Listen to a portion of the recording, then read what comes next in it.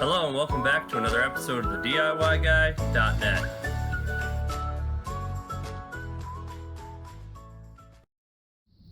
Alright, today we're going to be showing you how to replace your lower element in your electric water heater.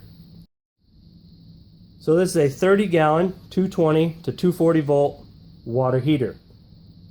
You should be able to locate a sticker on your water heater that tells you the wattage of your upper and lower elements.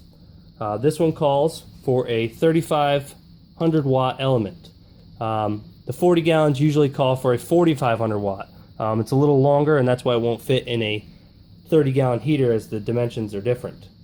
So you need to look at your sticker and buy the right element that's recommended for your heater.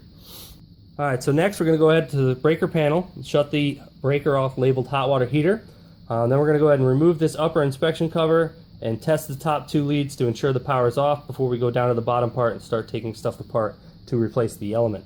For this particular one, you're going to need a 1/4 inch nut driver or a flat screwdriver to remove the cover. Go ahead and wiggle that up, set it aside. Move this wire out of the way. We'll flip this up, remove this plastic cover. Try not to touch any wires if you're not 100% sure your breaker's shut off. There's a little clip at the top, you got to push up on it. Pop it off. Alright, so we'll go ahead and grab our 110 test meter. We'll touch it to the top two leads to ensure we don't have any power. As you can see, it's not reading. You can also test each lead and then to the tank to ensure you don't have 110 on one side or the other, and make sure both poles of the breaker are shut off. Alright, so now that we know the power shut off, we're going to go down to the lower inspection cover, remove that so we can gain access to the element. Alright, so we'll come down to the lower inspection panel and remove that. It's a 1/4 inch nut driver with a flat screwdriver. Move that screw, wiggle it, set it out of the way. Alright, so now that we got that cover removed, we can move the wires out of the way. That way we can flip up the insulation. You may want to get a piece of tape to tape it up, that way it'll stay out of your way. Next we need to remove this plastic cover. Just pull out a little at the top and undo that clip at the top. Set that aside. Then you'll see your thermostat and your lower water heater element. Next we're going to need to get a Phillips screwdriver and remove these two screws so we can remove the wires from underneath them. Alright, so we got our insulation taped up out of the way. We'll grab that Phillips screwdriver and undo the two leads so we can remove those wires.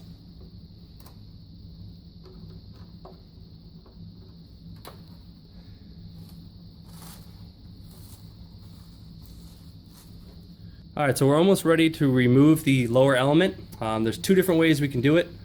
For both ways, we obviously need to have the water shut off. Like I said before, we have the cold feed going into the hot water heater shut off and the hot going out shut off.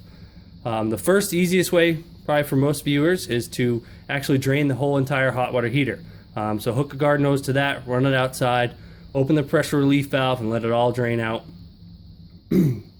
That way when you open or remove the element, you're not going to have water coming at you.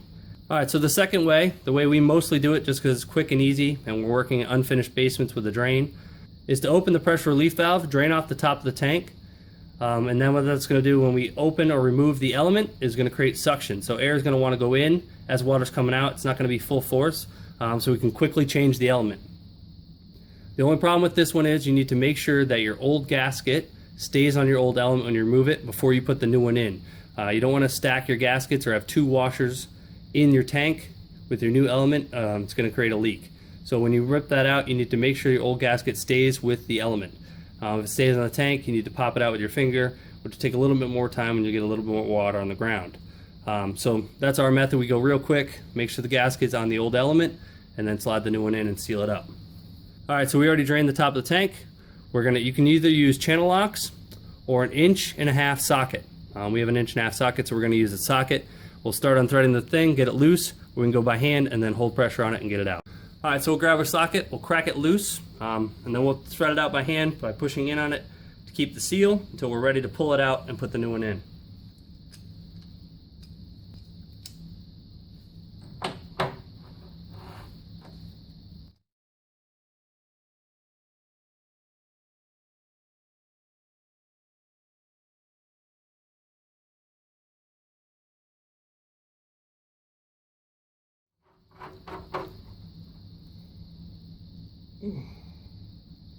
Alright, now that we got it it's threaded in to seal, we can go ahead and snug it down with our socket.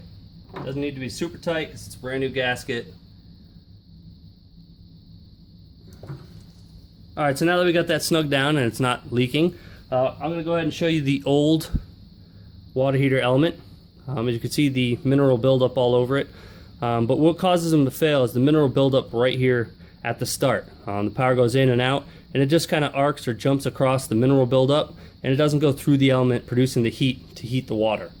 So usually look right here. Even on this one you can see it, but sometimes a little bit farther out, and it's all built up right there, and that'll cause it to fail. So now we can go ahead and reconnect our wires.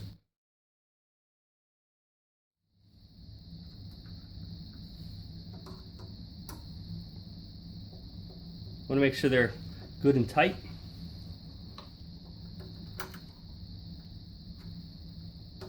May have to use your finger to hold it in there. Make sure it's all the way in. Get a good bite on it. You can wiggle and try to pull them out. Make sure they're good and secure. Alright, next we can reinstall our cover. Slide it in there. Make sure it clips over the top. It's covering our leads to our element. Then we can go ahead and untape our insulation. Put that back in. Bend our wires in. Alright, now that we got our wires back in, we can go ahead and install our lower inspection cover. Use that 1/4 inch or flat screwdriver to tighten that up. Now we got the lower cover on, we'll go back up top and reinstall the top inspection cover. Alright, so we came back up top. We can go ahead and reinstall that plastic cover. Hook it in. Fold our insulation down, fold our wire back in. Go ahead and grab our cover. Slide it back in and reinstall it. Tighten it down with your 1/4 inch or your flat screwdriver. Alright, so now that we got that inspection cover back on, the next step is a crucial step. We need to get all the air out of the water heater. So if you drained your tank completely, you're going to crack your cold feed to fill the water heater back up. Also open the pressure relief valve until you get the water coming out of that, then let it shut, and then you can do the rest of the steps that we're going to do. We're going to open the hot water going to the house, then we'll go upstairs and turn on every faucet in the hot side and let the hot water run until we get all the air out of it. Once we do that, we can come back down and turn the power on.